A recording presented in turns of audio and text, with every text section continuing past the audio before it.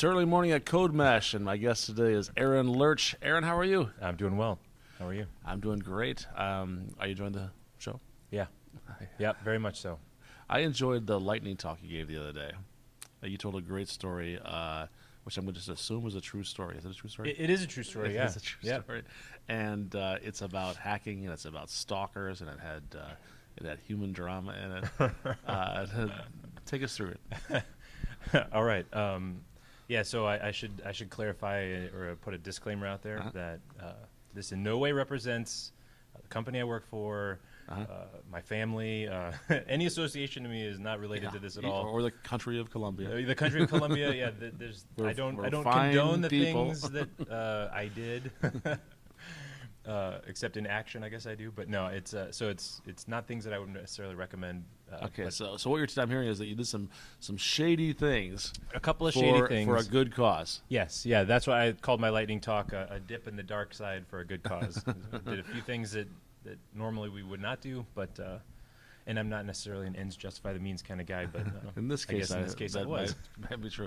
Well, so what kicked it off? What was the incident that started it all? Yeah, so it was an October night. My wife and I were just kind of sitting around on the couch.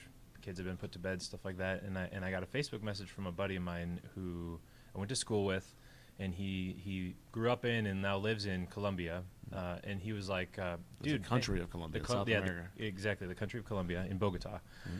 And he's like, "Hey, dude, random question. Do you know how to hack into somebody's account?" And that's all he said. Boom. Period. Yeah, Done. asking for a friend. Yeah, asking. Yeah. Do you know? No, I'm sorry, I was wrong. He said, "Do you know somebody who? Do you know anybody who knows how to hack into somebody's account?" And I don't know if you've ever read the book "Stealing the Network." I have not. There's called "Stealing the Network." There's a series, "How to Own a Continent," and in that book, they basically it's written by a collection of hackers, and it's a fictional story using real technology and real hacking techniques that they weave together, and it's an interesting book, and so it's fun to see in that book, for example, how people apply real hacks that you would read about and know about as a technology, as a developer person, and then they weave that into a story. So I just finished reading that before this. Oh, so you're in the hacker mindset. So my mind, and to me, I'm a curious person. I like to debug things and figure out how does this work, and so that's really interesting to me. Yeah. So he said that, and my mind was instantly like, okay, I think I can get a safe house in Texas, which would be near the Mexico border, right? And then I think the farmer supply store has enough thermite materials so I can burn through my hard drives if the feds come in. And I'm like, yeah, I could do this. You were becoming Jason Bourne in your mind. Instantly, minus the ability. So so I just responded back with like, maybe, I might. What's up? Maybe I should find out more. And he messaged me back and said that, excuse me. He messaged me back and said that his girlfriend had been getting harassed online on Facebook for about 6 months or more, and it was obviously very distressing to her, and she was really struggling with it. Of course, right, just the normal outcome of that, and they had gone to the authorities in Bogota, and they didn't really know what to do. They weren't able to help her much. And so I asked him, are you able to block this person, do the normal, have you done the normal, just so if somebody's harassing you, especially on Facebook, you can exclude them from your life. Right. And he said that she hadn't because this person knew things like her sister's nickname, the interior of her bedroom he could describe, or he had described her in some fashion. Wow. So this was not just a cyber stalker, like a weird creep out there. This was like a weird creep who was not out there, who was like in her life in some way. Right. So she was terrified of doing something that would piss him off more, and then antagonize him, and then maybe bring about some repercussions in her own life. Right. So that, of course, I was like, okay. I might know somebody. Let me see what I can do. He wants to find out who this person is. Exactly. This person. Yeah. The point is, they wanted to hack an account. They just wanted to do whatever they could do to find out who this is, to bring some resolution. To take some action after that. Yeah. So I was like, I'll take the job. Like that I get to do things that I find interesting. In my mind, instantly, I was like, man, I'm going to get to do stuff I find interesting, stuff that I would not do but I can connect it to a reason. So there's white hat hacking and black hat hacking, right? Sure. White hat is penetration testing, bug bounties, stuff like that. Mm-hmm. And black hat is all those things, but without permission, Yes. and usually they associate it with the intent to steal and claim and hold ransom, or Right. take. So gray hat hacking is That's right what you in the were? middle. So what I began to plan out was one might consider gray hat, which is sort of like what the intent of white hat with the tools and methodologies of black hat. So I don't have. Interesting. Sorry, they all involve the same tools and methodologies. I didn't have permission to do any of it, so that instantly puts it in black hat category. But it had the intent of white hat. I was Right. not intending to steal or do anything like that. So, So how'd you go about this? yeah. So the first thing I did was reconnaissance. So this is really a story about William, right? So William 353 was the That was your that was online? my target. William 353 Oh, was he my was target. That was the stalker. That was the harasser. stalker. Yeah, it was his. He had a fake Facebook account that had been going for about 3 years, so it had been a long time thing that he'd been running. He had a girlfriend on Facebook, which looked legitimate, right? It was all the normal connections. It was hers looked like a legitimate account. He had posted pictures of her, but they were all pictures that she had taken that were selfies, so it was a little suspect. So anyway, reconnaissance was the first thing. So I began to look through his account, figure out what could I find out and know about him, which was obviously nothing.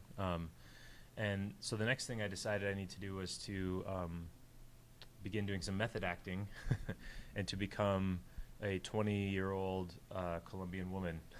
Yeah, and it's like I say, I broke one of the fundamental social contracts of the internet that day, which is I was the first person to break one of those fundamental social contracts. No one has ever impersonated a 20-year-old woman online before. And I did it, and I thought, no one's ever gone there, but I need to go there. So Who was I'm the willing to football do it. player that got engaged to a 20-year-old woman online? Do you remember that story? No, I don't remember. Was her name Elena? Notre Dame player that had a relationship, got engaged. And it was a lie, right? She didn't exist. It was a lie. It was like a Yes. friend or a cousin that had made it up. And Yeah, I remember that. it's just, Yeah, that was not. he was a good football player. I'll just say that. Yeah, right. I do recall that. And that was not. I was not. So you were the first, I guess. Yeah, that's right. I was the first. Yeah, not by a long shot. I think probably the internet was invented, and then on the second day, somebody impersonated a 20-year-old woman online. So I created this persona of Elena. Actually, the first thing I did was I convinced my wife that I needed to go find pictures. That the reason I needed to go look up pictures of hot 20-year-old Colombian women in my Google searches was for science. I would like to have heard that Which- conversation. It was an interesting one, yeah, to say the least. So after a while of explaining what I was doing, she was on board with it.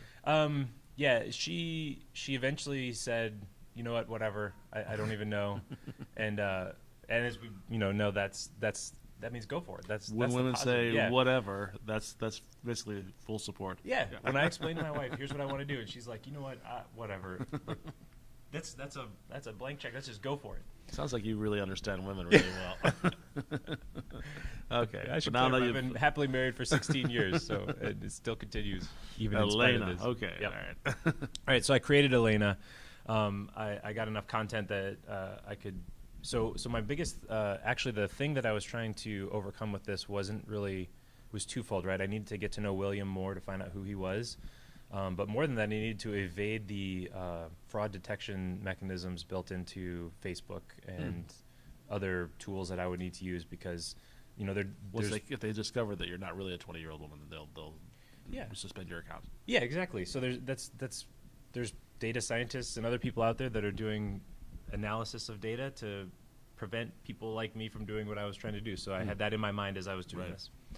And part of the reason was because I knew that unlike other times where I might be, wow, that sounded really bad. Unlike other situations where I or others might be trying something just to see what happens, and if I run into a wall or my account again, I'm not doing this in any other context, but if my account got shut down, so what? I learned that that's what happened. But in this case, I kind of had one shot with William, is what I felt like, right?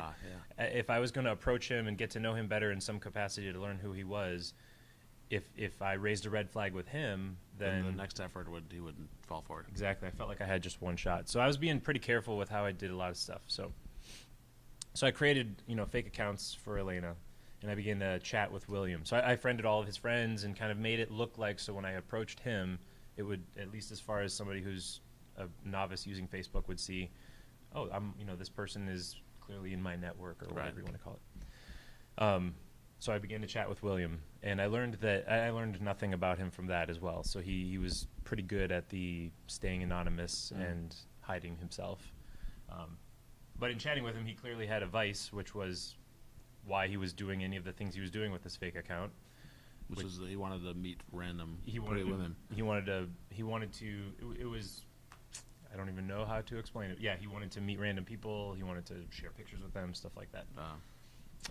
And so from that, then I decided that the best attack vector for him to be able to learn more would be to hack into his account and try to hope that, for example, his Facebook account credentials were the same as his email credentials.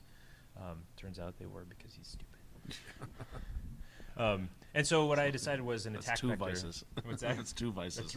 That's right. He is what they would call a normal human being on the internet, right? Use the same password for everything. Kids don't do that. Yeah, no. Use LastPass or something else.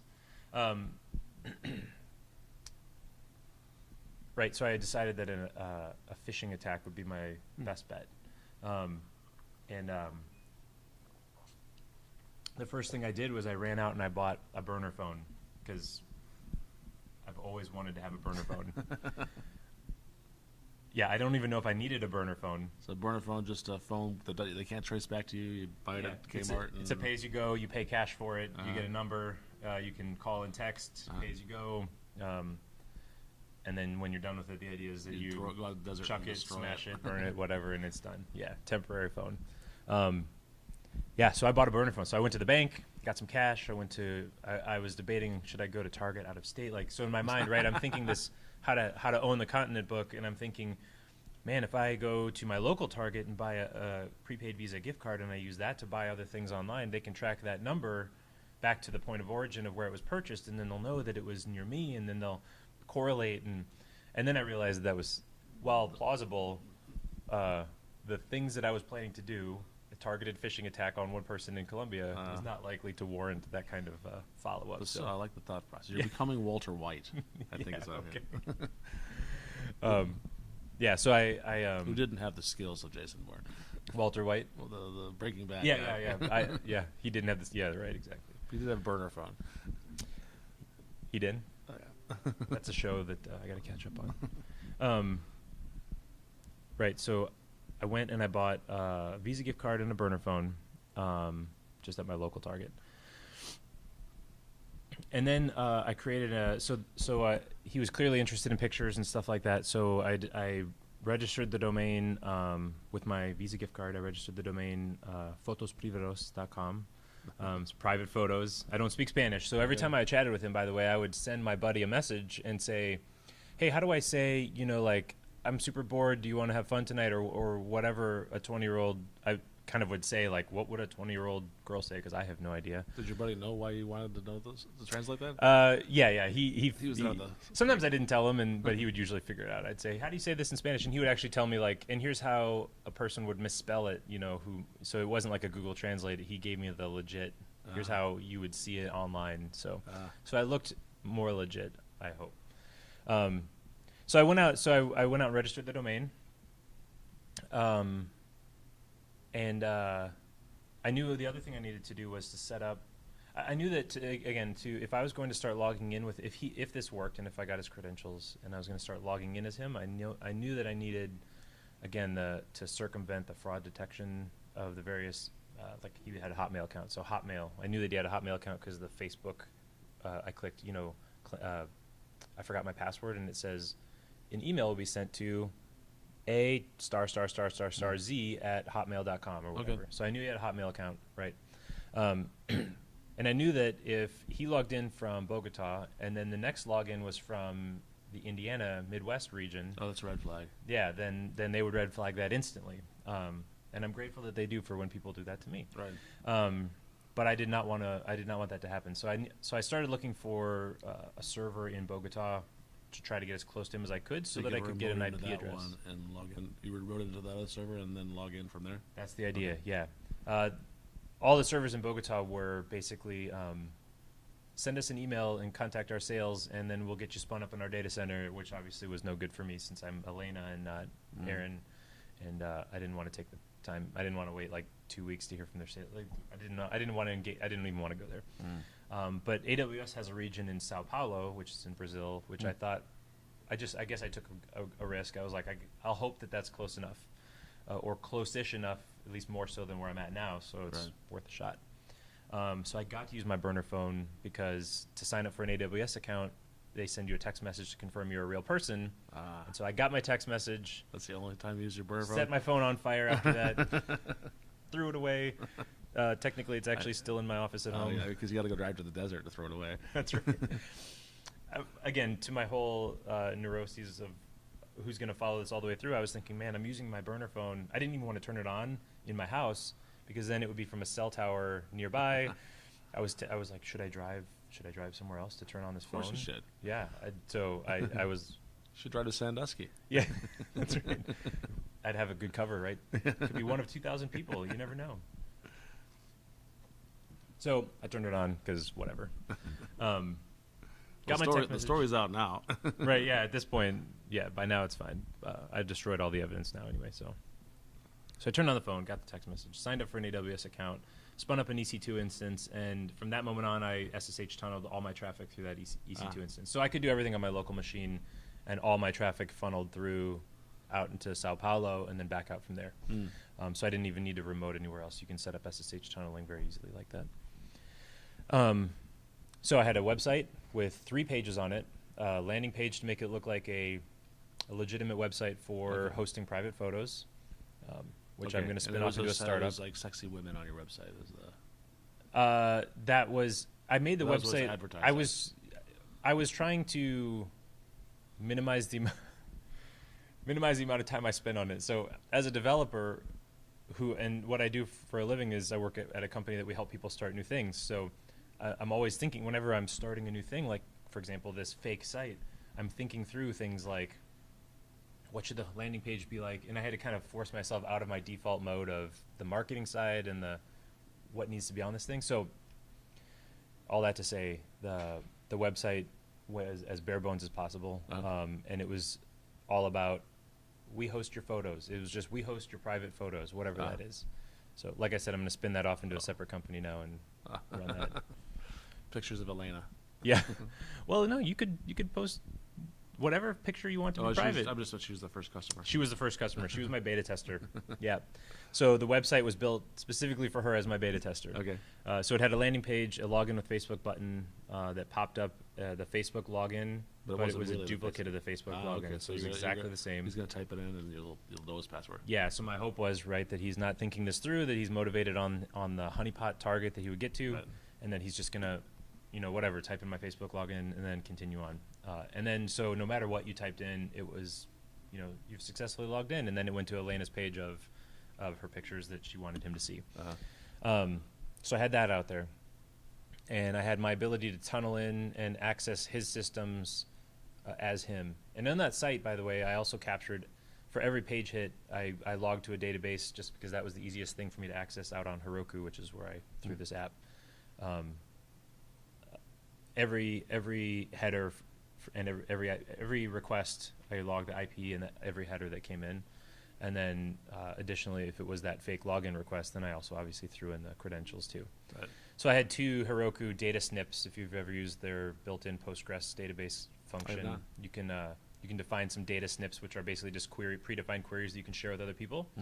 And so I had one that just selected out the unique set of IP addresses that had accessed the site since a certain day, so that I could just keep monitoring who had more recently accessed the site from an IP address perspective. And then the second one was who has submitted credentials, and obviously that was the one I was interested in. Right. So I had all this in place now, ready. I'm ready to approach William and to kind of set that fishing hook out there.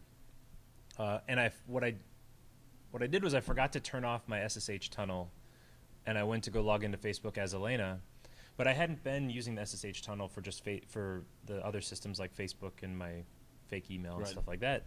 So Facebook flagged me as being fake because I had an access from the Midwest, and then the next one was from Sao Paulo region. Oh, no. And so now I find myself needing to verify my identity to Facebook to unlock my account. And Elena had 300 friends at this point because I friended as many people as I could who were friends with William. And so Facebook is saying, it's no problem. Just here's 3 pictures of people, none of which were their face because of the kinds of people that William friends, right? So here's 3 pictures of your friends. Just who are they? And you're good. And so I was like, oh, you didn't know God. all his friends. Should have written that down. I actually kept detailed notes through this whole process, by the way, because in a recon effort, you're just every piece of information is important because you never know what you're going to find out. That later you might go back and say, you know what, that actually is a tangent I can take to try to another attack vector or another approach to find something out. So I kept a lot of notes, but I didn't keep notes around who Elena was friends with. The other option was to submit a government ID, and then they would unlock it. Which you didn't have for this. I'm obviously not Elena, nor am I Colombian. But my buddy is from Colombia and has a Colombian ID. So I messaged him, and I was like, hey, dude, yeah, just send me your ID, please. Your government ID. It's gonna be cool. Don't worry about it. We're good. Just send that to me. Yeah, it's legit. Don't worry about it. And so obviously he was a little concerned about that, but he understood and he sent it to me. And so I photoshopped that, put Elena's picture on it, changed the information on the card. Facebook lets you cover up. It says it's okay to cover up sensitive information, so I covered up the sensitive information to mean that I had less to Photoshop. Printed that out, took a picture of it so that it looked even more legit, and sent that into Facebook. And they bought it? Well, I started looking online after that, so then I wait, right? So then it's a waiting game. And as I'm waiting, I'm researching other people who got locked out of Facebook, and I find out that there's many businesses and individuals who had been locked out for a year or more. Ouch. And that there was it was not going to happen, that I was going to get back in. Which was a big bummer because I had set up all of that. Like, I was ready to send him the link to my website. That's all I needed to do. So I had done all this work. So I decided to make a play on his stupidity and I thought, what would I do if it happened to me as a person? I would create a second Facebook account and just be like, oh, my first one's locked. This is me now. That's not me. Here I am. So I did that. I created a new account for Elena, friended a few more people that I had friended before, and finally... And William bought it? Yeah, so then I finally messaged him and said, hey, in Spanish, in whatever broken Spanish my friend was helping me with, my account got locked for some reason, but, it's still me, and I enjoyed chatting, and let's keep chatting. And he's like, hey, cool. What that told me was I'm doing a lot more work than I probably needed to do to fish this guy. Because he's dumb. He's dumb. I was still having fun, but it was a lot more work than was needed, I think. I wonder if William ever see this video. That'd be funny. Yeah, I guess he might. So, you know what? Can you just put the black bar over my face and change my voice? Okay. After the fact? Electronic Yeah, changing your voice. edit this thing. Yeah, if you don't mind. You're making me nervous now. So, where was I? So I created the second account, and then he bought it. So I sent him. So we chatted up. I was like, "Hey, remember those pictures? I said I had a site coming soon that I was putting some private pictures on. It's there. It's ready. Go out there and check it out." And then became the second waiting game. The first one was waiting for my account to get unlocked from Facebook, which they ended up unlocking like 3 weeks later. So yeah, they did. They bought my ID, I guess. That's a little bit troubling, but yeah. Yeah. Photoshopped It is, right? ID. Yeah, it was either have good Photoshop skills, I don't, or it was easy. So then I just waited. So it became a waiting game, and every day, twice a day, morning and evening, I'm checking my data snips. What IP addresses hit the site? What credentials did I get? And nothing. I'm getting a lot of IP addresses because my IP address was a recycled one, which happens a lot with platform as a service companies. Even just Amazon's Elastic IPs, for example, are all Somebody's trying to get to their payroll server, and they end up with this Yeah, it was photo site. That's right. Well, hopefully. I didn't think about that. A lot of them were originating from Russia or China. So yeah, I don't know what the previous sites were, but I wonder what they saw. No one tried to log in though. So a lot of hits, but no actual attempts to log in. So Yeah. whatever was happening, I'm assuming it was scanning networks, right? People scanning IPs and it port, could be that. not port Could be scanning like because it was all 80, but Could be like a web crawler or something like that. exactly. So anyway, suddenly one day, about a week later, no login. So I was still super disappointed, right? I'm thinking this guy's an idiot. Of course he's still So you got a hit from Colombia. I got No an IP login. address from Colombia. Yeah, no credentials, but somebody hit the website from Colombia that resolved to an address in Bogota. And again, the IP geolocation lookup stuff, the addresses are going to be Fuzzy. not super. Yeah, they're going to be fuzzy. Okay, so again, in my mind, as I'm thinking through a phishing attack, or actually not even a phishing attack, but just possible attack vectors on William to discover who he is. So now I have an IP address that could be him, could be not. And if he's at an internet cafe or something, it's obviously not going to be his machine. It's going to be the router that's in between. So I began to look into the IP address and just sort of see what I can find about it, do some port scanning and other stuff. And it turns out that it exposed a website on port 80, and it was the administrative interface. Was it port 80? I don't remember what port it was, but it was the administrative interface to the residential grade router, which is what it was, a Wi-Fi router. And finding that manual, I go online, find the manual for that router. The manual includes the default username and password that it ships with. Sure enough, whoever installed this never changed them, so now I have the administrative interface that own that router because I'm logged in as the administrator on it. Okay. And this was a router in the guy's house? I couldn't tell. Okay. So I started looking through things like what are the connected endpoints, right? Like when a machine connects to a router, your home router, you go to it and it lists out here's all the devices that have connected, Okay. and most of them will have a friendly name associated with them. And so there was a couple of named things, like somebody had named their computer like Aaron PC or whatever. Right. It would have been like that. Looked like a couple Android devices. None of the names rang a bell, and so my buddy, I'm like, hey, do you know these names? Do these sound familiar? Nothing sounded familiar. And nothing looked too suspect there, but it was very interesting, right? That's an interesting data point. Yeah. And the router itself supported syslog, which is a standard logging format, logging technique, and it supported remote syslog. So there's a service out there called Papertrail, which is a log aggregation service. You can just throw syslog logs at it from anywhere. So I signed up for a fake Papertrail account, and I configured this router to dump all of its logs over to Papertrail. I never had to touch the router again, except to go back out of it again, and put everything back the way it was. So then I could just go to Papertrail and look at these logs. I could set up filters and searches and stuff like that. So you were seeing the sites that were the websites that he was hitting? Yeah, it was usage of the router, so I could kind Wow. of see what was happening on that router. And it turns out that I really got nothing from that. But that was kind of an interesting, I'm going to set this up, again, to the point of when you're collecting this information, you just take every tangent you can take. Right. Everything you can grab, you grab. You don't know if you're going to need it or not. So I collected that stuff.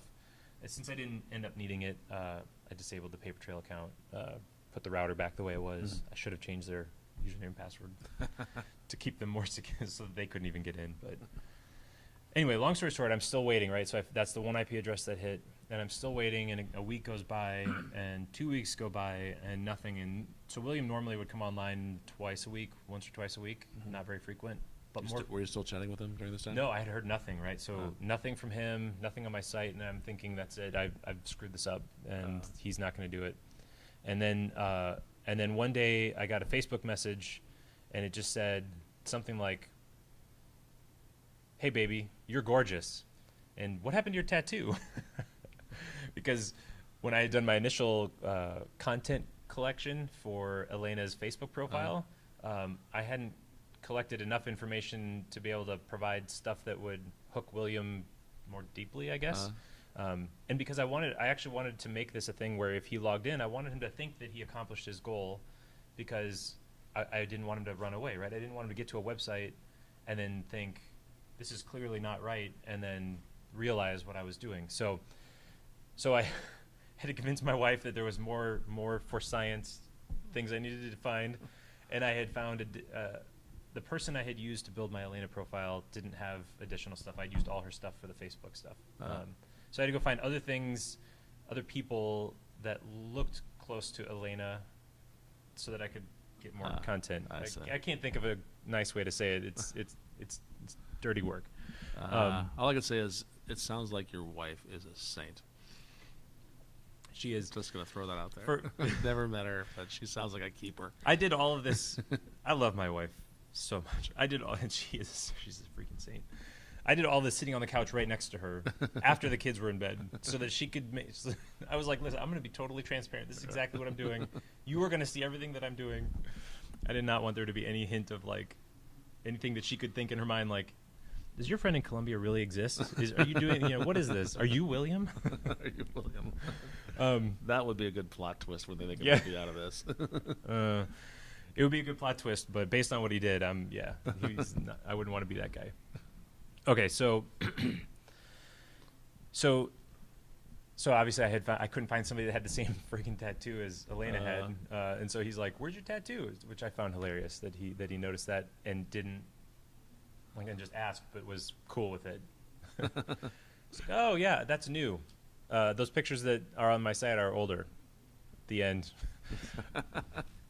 So then I just run over to my Heroku data snip, and there it is, Mamacita 2001, and his password? His username. Yeah, that's his password, Mamacita 2001.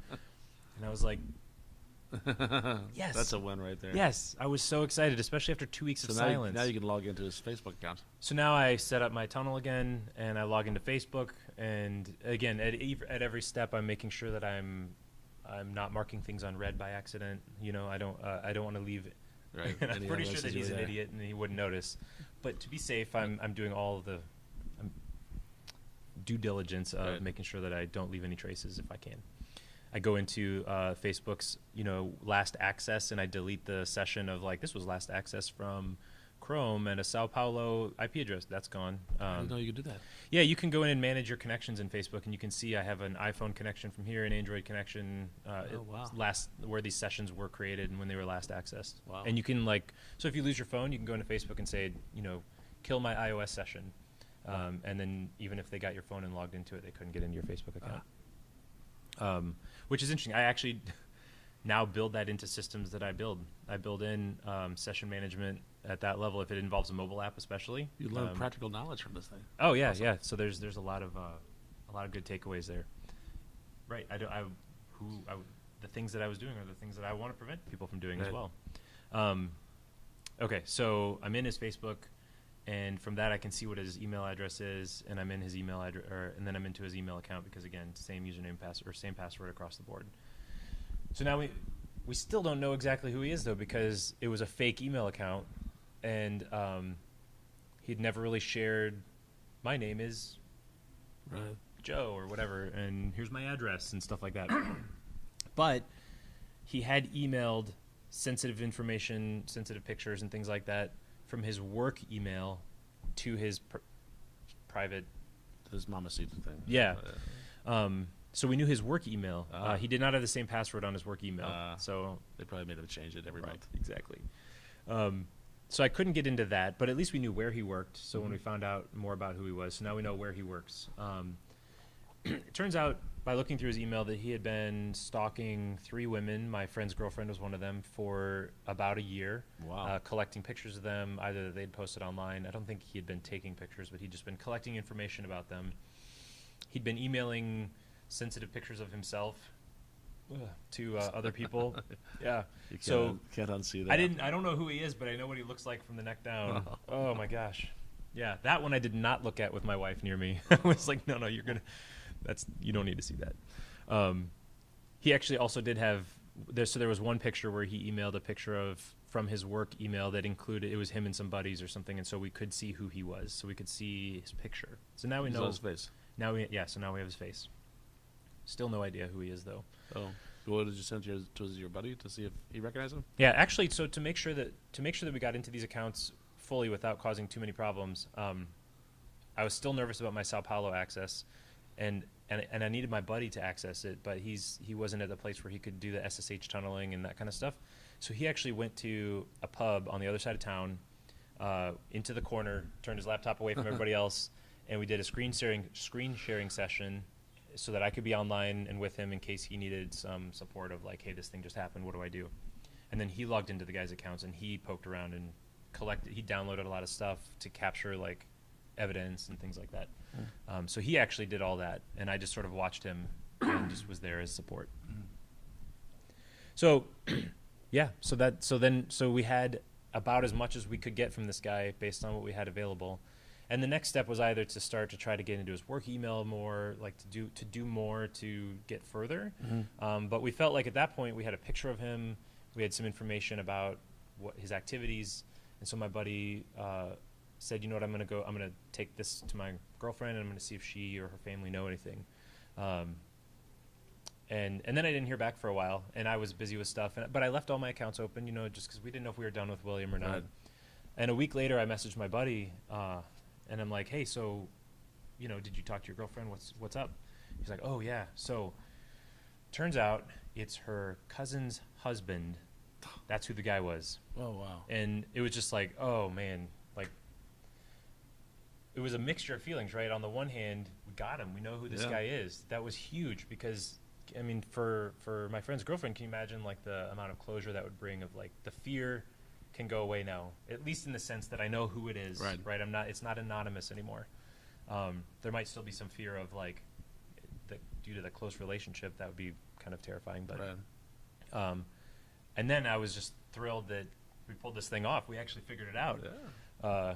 And it worked. And so then I was like, okay, so you're going to take it to the authorities, like what's the next step? And he's like, well, it's complicated, relationally and otherwise. So, my girlfriend's mom and grandma, they're just going to handle it.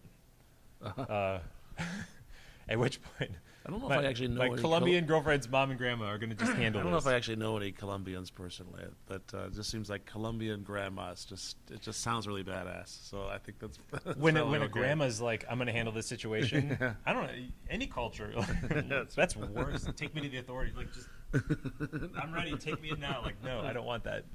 I once took my kids to a wedding, and there was a grandma there, and she's like, you need to put a hat on your kid, or they're going to catch a cold. And I was like, I had no idea who this person was. And I'm like, I will put a hat on my kid. Done. 2 hats. Exactly. I don't have a kid anymore. That's gone. So he's like, they're going to handle it. So I just backed away. I said, are we good? And he's like, we're good. So I then deleted all my accounts, cleaned everything up. That is awesome. And I left it there. That's a great story. I love that story. I don't know what happened to him. How long ago was this? This was about 1.5 years ago. Wow. Yeah. Are they still together? My buddy and his girlfriend? Yeah. No, they actually broke up not too long ago. I'm sorry to hear that. Yeah. Well, Aaron, that was awesome. Thanks a lot. All right. You have an online presence? I'm on Twitter, Aaron Lerch. Okay. Yeah, All on right. Twitter. Check him out. Yeah, cool. Thanks a lot. Bye.